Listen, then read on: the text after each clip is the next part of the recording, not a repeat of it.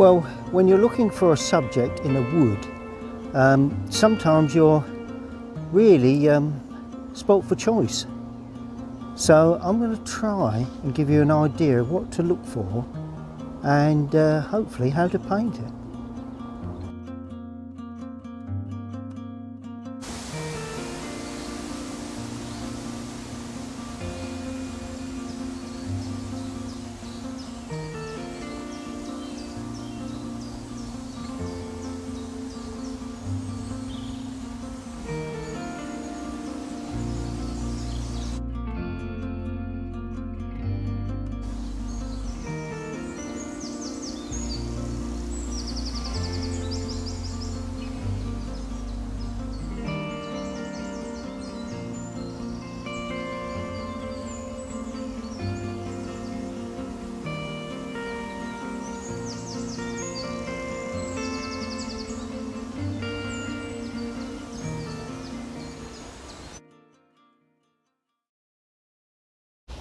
Well, I'm here on Galleywood Common this afternoon, and this is the entrance to part of the common area, right opposite the church. So I'm going to wander in there and just give you some pointers as to what to look for. I've got all my materials, and you know, I think it's nice for people to, you know, see what artists are up against when they come to paint outside. You know, it's something that everyone, whether you're an artist of some experience or whether you're new, it throws up its own problems.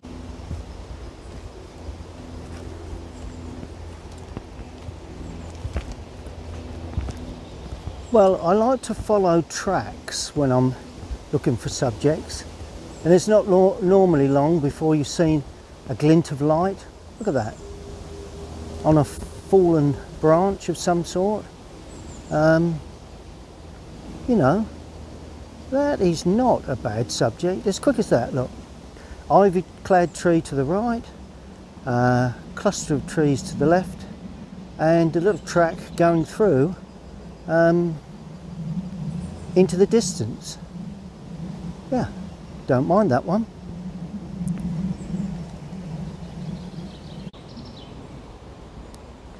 Now I'm walking through a little bit further here, just to you know, give you some, you know, some thought.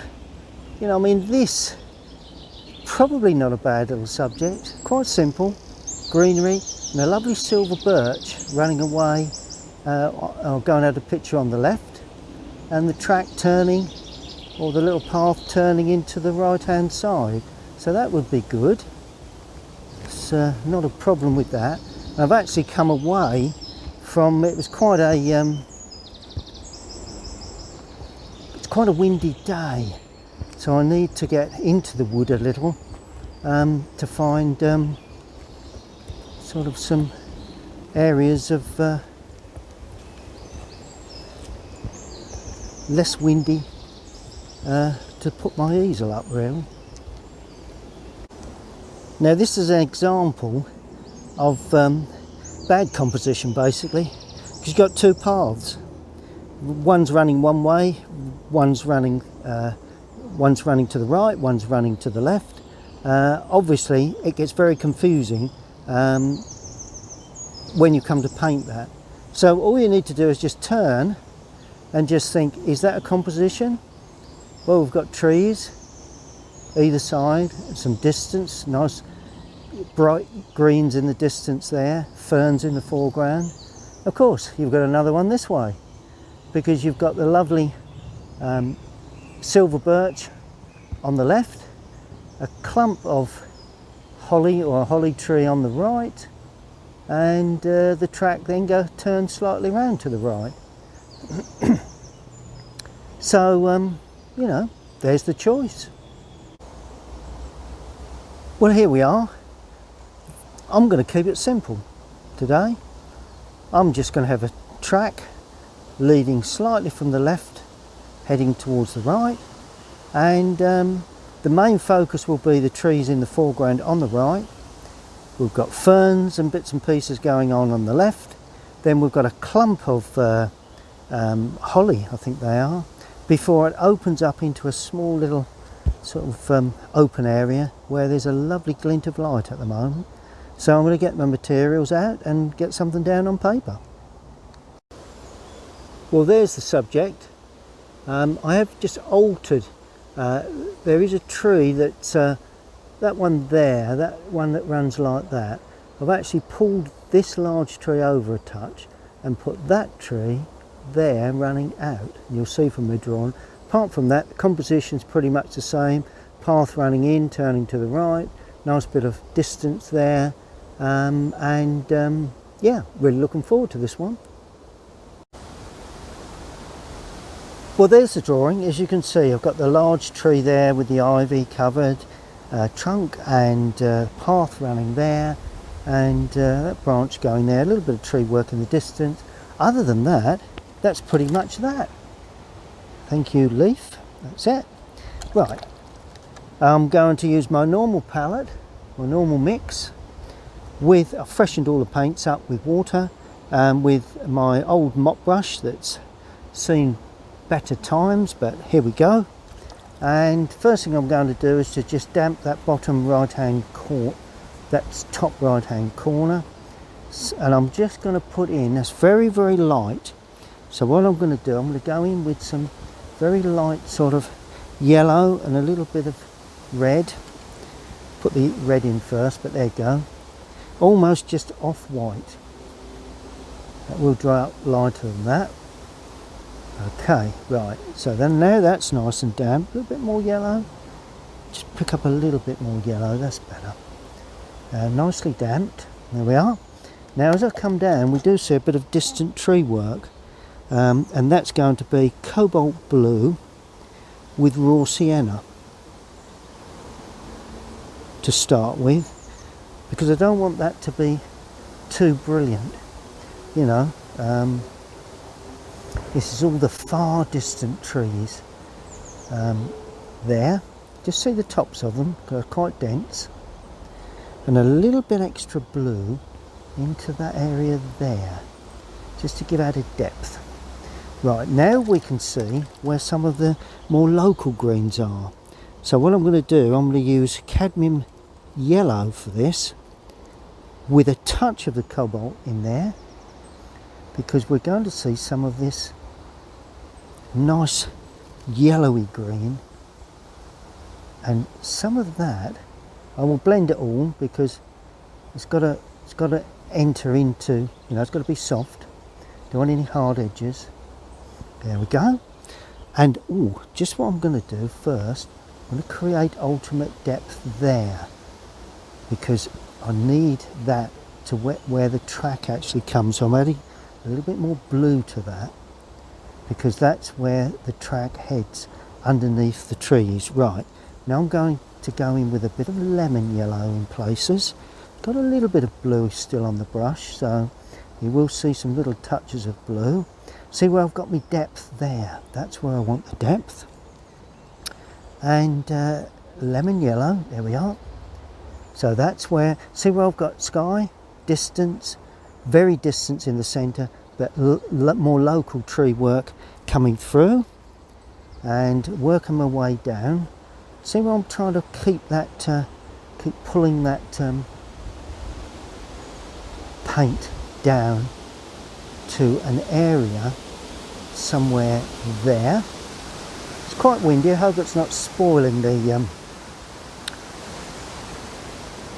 what you can hear on the mic.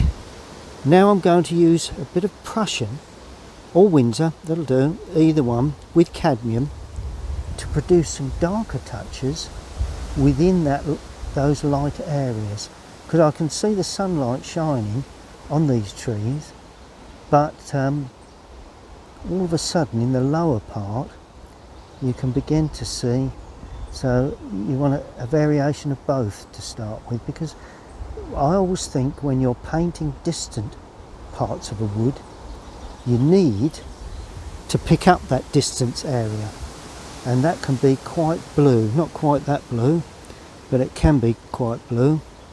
It's quite blue. Put another little bit there then. There we are.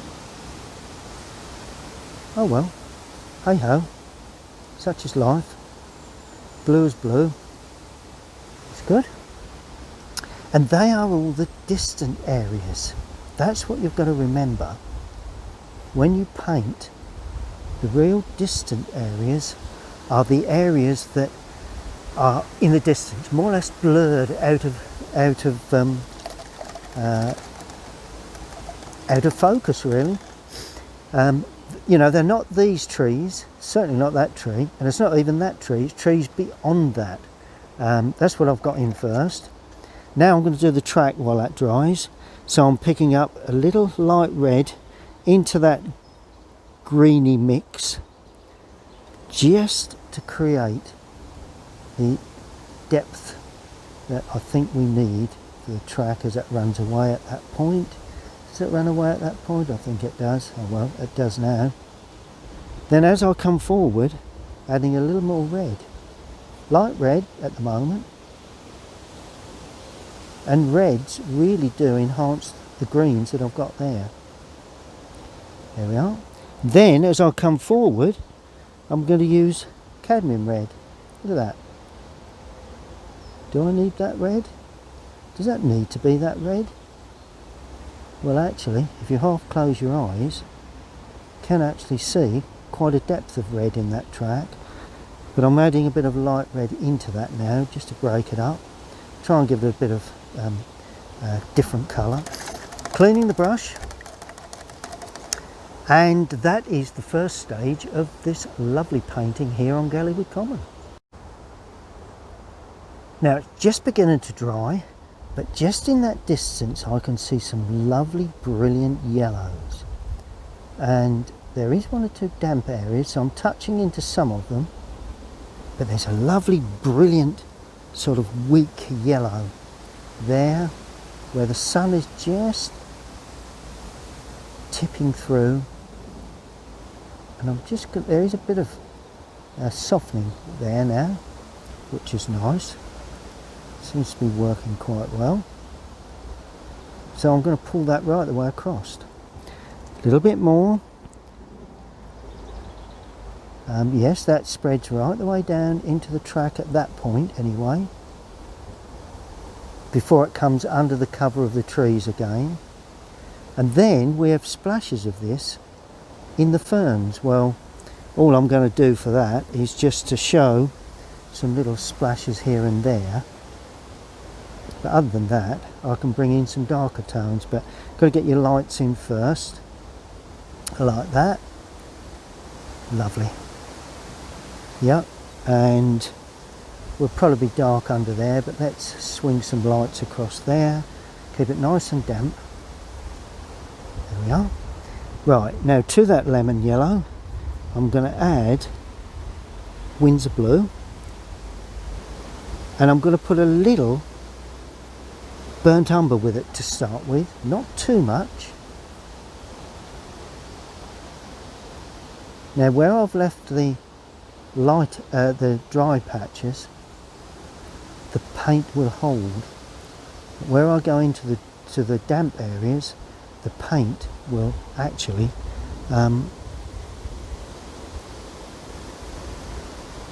blend.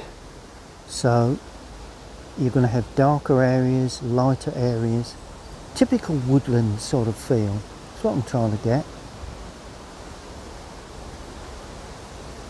which should be able to achieve.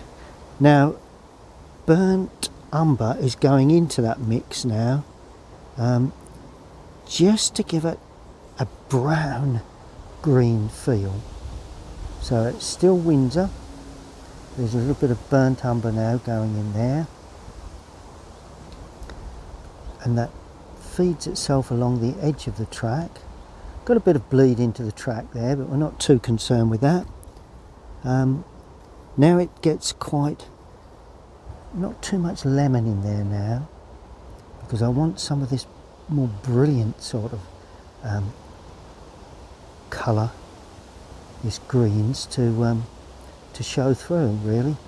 Notice how I'm leaving some little patches of white. See all these little patches of white? Always a good thing to do. in these woodland scenes. There we are. See where it's dry? Let's just paint back, see if we can get... I haven't really got the right brush for that, but there you go. You can see some little spiky areas there, and some little spiky areas there. We'll do a bit more of that later on. And then right in the foreground, we're going to go considerably darker, because I want to show up the feeling of light just catching onto some of those foreground areas, really. And I'm going to put a bit of red in there and all. Look at that. That'll darken it up. That's a bit of cadmium red dropped in. And I will say what you do one side, try and do to the other. And I'm putting it in other places too. The base of that tree, perhaps. There we are. That's a little touch there, but don't do too much to that. And there you go. Look at that. It's quite simply treated, really. You know. Yeah. Lovely. Now that's all your soft underpainting, I suppose. Now we'll be looking at the trees in the distance to start with. Okay, well the first thing you need to do is we've not got really many trees in the far distance, so I'm going to start painting these ones sort of like in the middle distance, and then we'll deal with this one here. So we've got the tree in that area there. We can see the trunk, but it soon gets up into the canopy, and that trunk I'm going to use light red with a little cobalt blue, because I want that to be, I mean, because there's a bit more backlight, I might use ultramarine blue. Let's use a bit of ultramarine in there. Ultramarine and light red. It wants to be not too warm, but it wants to be quite dark, because it is, you know, they do show up quite dark and not too brown. A bit cooler, because it sits at back really then. Okay, so that's that trunk, and I'm using this smaller brush, as you can see. Make that a little bit larger, like that. Now I'm adding a little bit more red now, and with the point of the brush, I may need to do a bit of work with a rigger shortly, but that's initially that one. Lovely, nice, lovely old sort of gnarled sort of tree. Right, we've got ivy now, so let's deal with the ivy situation. And to get that ivy, I've got an old brush here that's, you can tell it's old because the actual handle is, all the paint is chipping away. I use it for applying masking fluid sometimes. And I'm going to do the ivy areas, so you don't need too much paint on the brush. And all you do, you get a blue and a brown. I'm going to use Windsor blue, but should not use Windsor blue, I suppose, really. Not in the distance there, because it's a little strong. Let's put a bit of cobalt with that. Not quite just such a strong blue. There we are. And we've got, right, we've got some sort of like ivy. It's like an ivy. Well, actually, it's not ivy. It's a small tree there. And why I'm putting on this before I put on that tree is because if you put that tree in first, then you get overpaint. You may need maybe lighter, this tree. Quite dark in the lower area and a little bit darker there. You know, you tend to you try and make it look better than it actually is. Actually, you've got a holly here, I notice, a holly bush, so a holly tree as such. So another one there like that, and this goes up that tree a little. So there we go. And what have we got? Oh yeah, that swings out onto the outside edge there. And you've got a little bit of ivy running up that tree there. a little bit running up there. That's pretty good. Yep. Now I'm going to do the greenery on top of that, which there again is quite a brilliant green. I want to try and get it as it is, but I don't need to be too detailed, so I'm trying to give it a little bit of just get rid of that, trying to be a little bit open, trying to get the feeling of the light that I can see on those branches, which is quite a lot of light. Bit bluer there where that tree hangs out, and the reason they hang out like that is because they're looking for light, which is what trees do. There you go, just sufficient to suggest those trees there with light coming from behind, so I can improve on that shortly. There is, while I've got this colour, it's cadmium yellow, this similar sort of tree work here. Notice how I'm using the side of the brush. This is at the back, so it's not too clearly defined. It will be over painted to a large extent, and like that. Yeah, we've already got the far distance, so not too worried about that. And I'm just gonna put in, there's some right at the back there that's extremely brilliant in this yellow. There we go.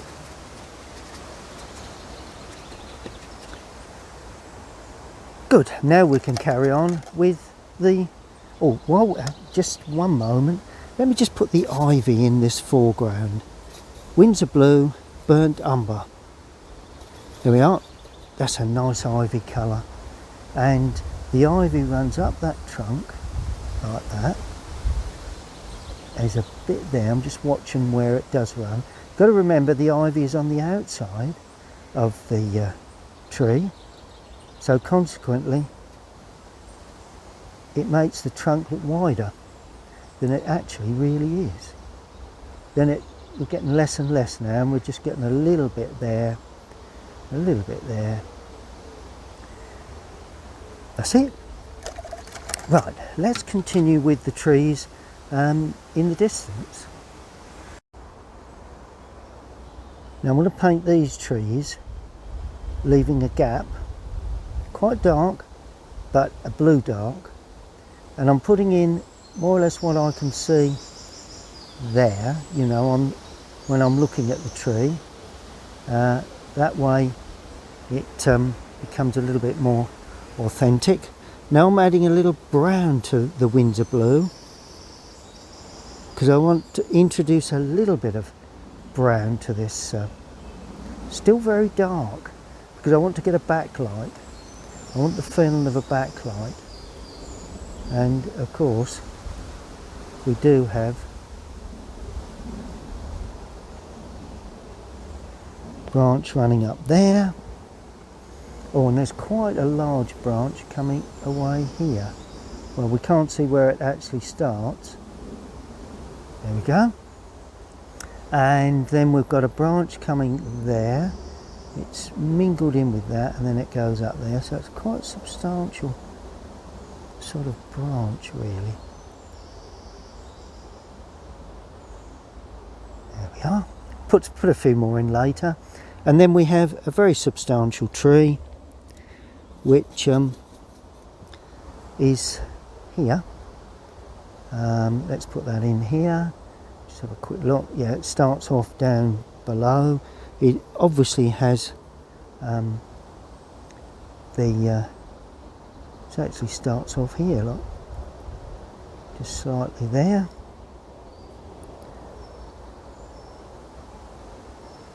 And where you leave the gaps is where the ivy is covering the trunk. Don't want too many of them gaps, because if you do, it doesn't look right. But as you go up the trunk, you get less and less gaps. The ivy's not quite made it up there yet. And then you have a bit there like that. Always makes the trunk look rather jagged, because it's the ivy really. Okay, now we have another tree here that is also, well, that's another holly. Lots of hollies around here. So I'm using that old brush again, and just don't want that to be too prominent. So although I've drawn it there, I'm actually going to paint it over a little bit further there. There we are. Now I can put in a trunk onto that, burnt umber, a little bit stronger this time. May need a rigger to tidy that up, but basically that's a little bit strong, so pull that back. Right, so that's that one. We'll sort that out in a sec. Now there's this large tree. Now this one I'm going to use burnt umber and Indian red, a little bit of Prussian, but the Indian red will make it much more of a local colour. And it's quite a large tree. Got very little of the trunk you can actually see there. So the gaps you leave where the ivy is actually covering the trunk. There we go. But of course, as you go up, you get less and less of those areas. As I said before, you can actually make that a little bit wider actually. Not a bad idea to widen that up. Oh yes, that goes over that. That's distant trees there. There we are. And that really is, and then this is quite a substantial sort of branch too. Take another one off of that. Just made that up as I went along because it's slightly different to what I've actually painted it, but that's okay. Right, more burnt umber, more Indian red, trying to pick up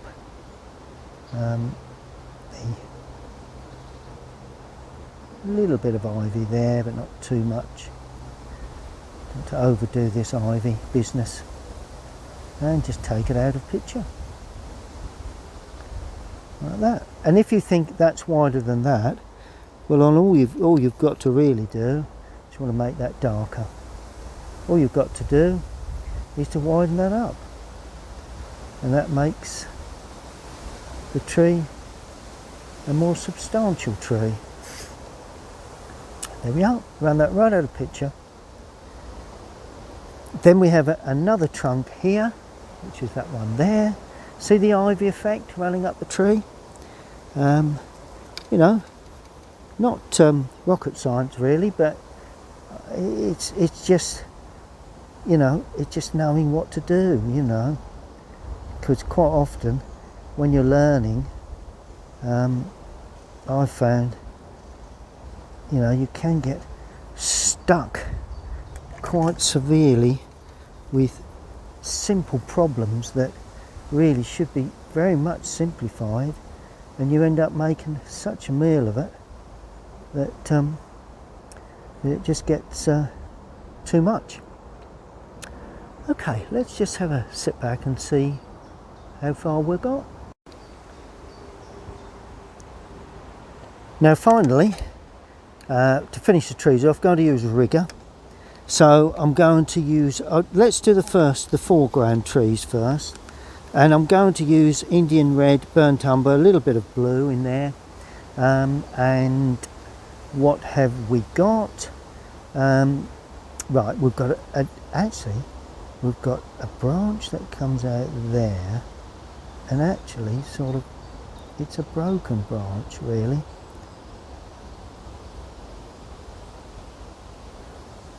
Like that, and it's got ivy. Well, it's actually got ivy coming up. Yeah, I think we'll call that good enough. Let's just take it a little bit further. Yeah, it's a broken branch. Yeah, let's not get paranoid with that. Right, now we're moving on now. Let's be a little darker, a bit more Windsor blue in there, because of course where that's meeting the light, and you can just put one or two little splashes here oh, there's a branch coming out of there. There's one coming out of there. Well, I don't know whether there is, but there is now. You make them up as you go along, you know, to suit you. Just balance your trees to suit, you know. Maybe you want some little blips and touches there and just soften them off. Right, now that ivy sort of, well, it's not ivy, but I'm not going to make more of that than it is. Just let that sneak away like that. We will have a shadow underneath that. That's not an important feature. That's just to supplement everything else that we've got going on. May as well use this colour as well, just to gently put in one or two branches. I'm actually getting bitten by insects here, but there you go. I suppose they've got more right to use this wood than me. They live here, I don't. So I suppose that's their way of saying, don't be too long. Right, we do have another branch coming out there, another branch coming out there. The more you paint trees, the more feel you get for them.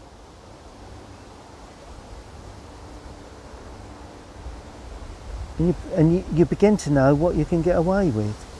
The key is that when you put in branches, you don't actually make them too wide. That's a common fault with branches. You actually make them, you know, rather wide at the top. You know, you can get away with a small branch even like that, as like an early sapling. Well, not sapling, but a small branch just running away. Good. Now I don't want to overdo this. So easy to do that. So before I do, I'm going to use this rigger to put in some small green areas. Cadmium yellow, Windsor blue again, quite a bit of cadmium, not too much on the brush, and I'm going to put in some little grasses on top of there, two little touches there. Quite bold strokes there to start. There we are.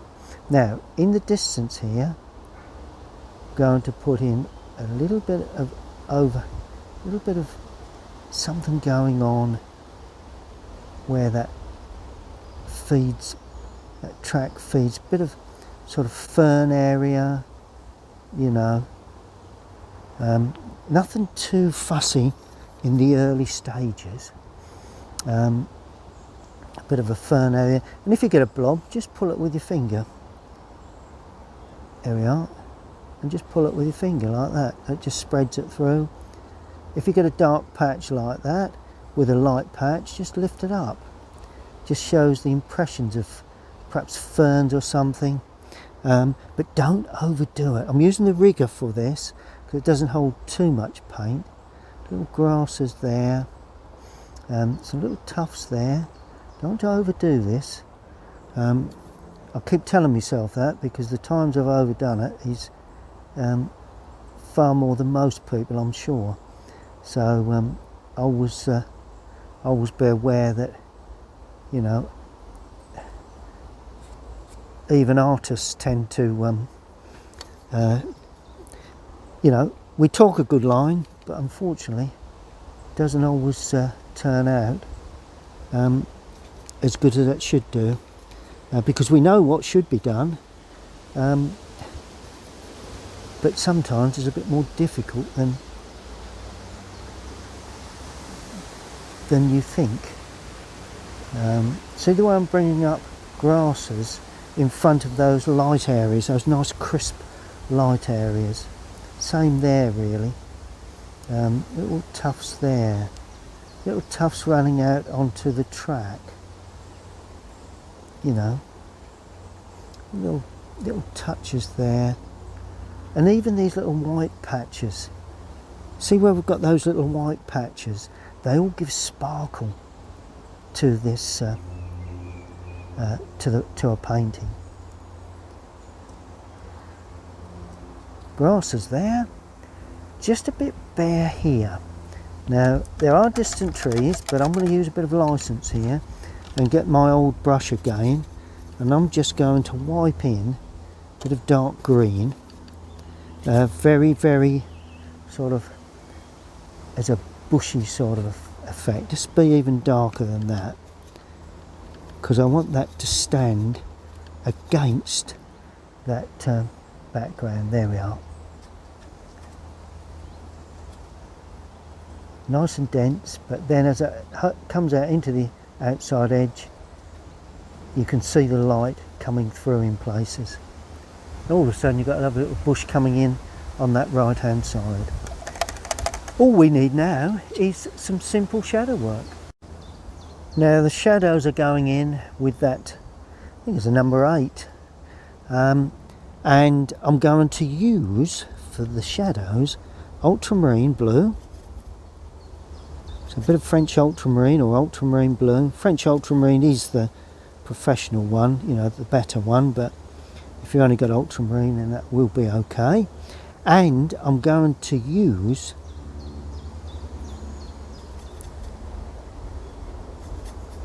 alizarin crimson,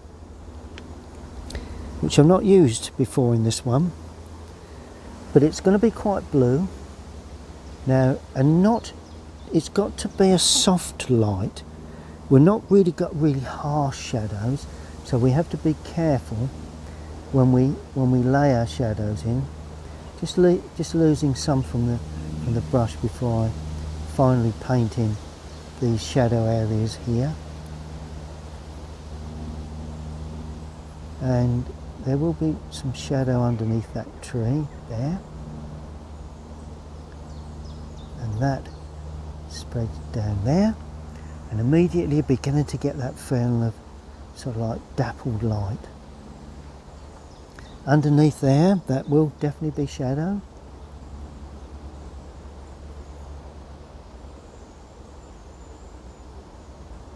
And even bring some shadow into that. I think it does need it, and just pull it with your finger, just move it around. Good.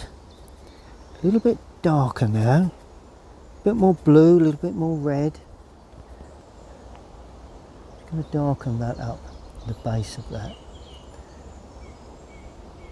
Yep. And what I'm going to do now to soften these shadows, I'm going to use a brush that I've used before and just damp that underneath. See the way that softens the shadows just before they dry. Gives a nice soft feel to them. So all you do from now on is to soften an area with this brush,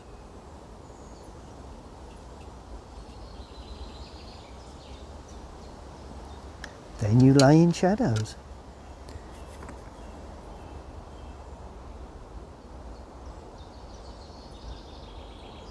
And you get soft shadows then. some hard edges, some soft edges.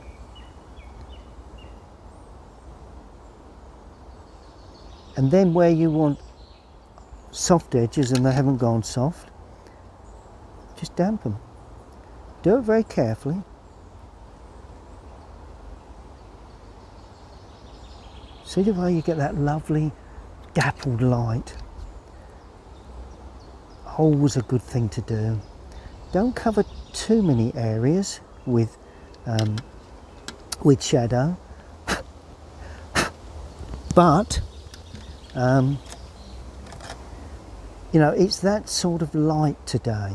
You know, it's not a real strong light. Soft light, soft shadows. There we go. Just damping another area there. Sweeping that in to that damp area.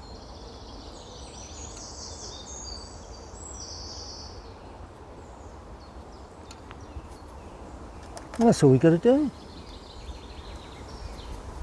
Another technique there to get that, just mixing a little more colour to get some stronger shadow work in the foreground here. Yeah. See, once you drop it in, it softens because you've damped the paper. And that's the way you do soft shadows in your paintings. I can sweep that through and that gets hard edge and soft edge. Try not to cover all of the nice warm tones that I've got in there, but I don't want to cover all of the warm tones. Yeah, just pull that through, lovely. And then of course we can paint down there, that's still soft, soften that up just a touch, there like that. And I think that gives it a lovely dappled light that you'd probably find hard to achieve if you didn't soften.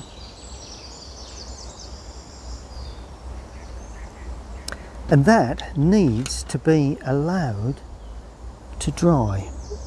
Having said that, just want to be a little darker with this corner here and along the bottom there, that's better.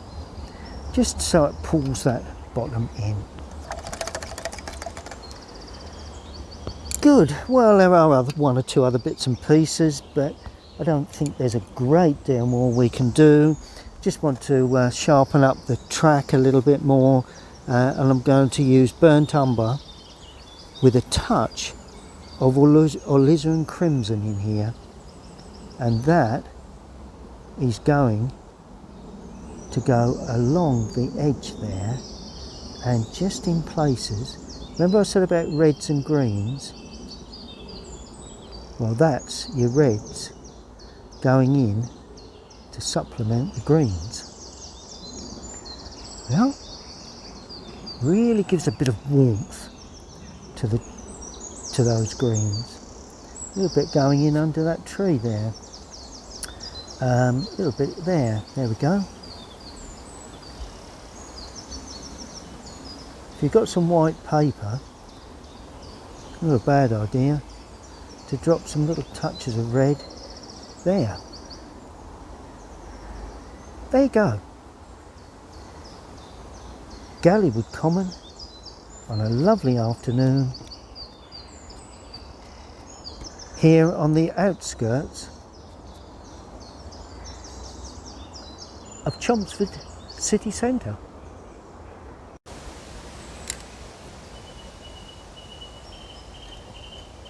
Well, I've taken the tape away from the outside edge. As you can see, it's pretty much there really. Just going to sign it. Just using a dark, so like a browny red from the palette. Any dark colour really, I suppose, does it. I'm going to sign in the bottom left hand. I just feel that it's quite a nice area to sign up. There you go. That's the usual signature for my work in watercolour. Things keep dropping down. So there you have it really. Painted on site. This lovely area of Galleywood Common. Well, I hope you enjoyed that look at painting a woodland scene actually on site.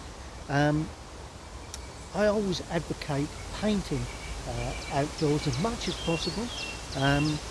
You know, you hear the birds, you hear the rustling of the trees, you're out in the elements, you're getting the breeze, and you get a real feel for it. And also you see the changes of light that you just take a photograph, and also that's a snapshot of that split second.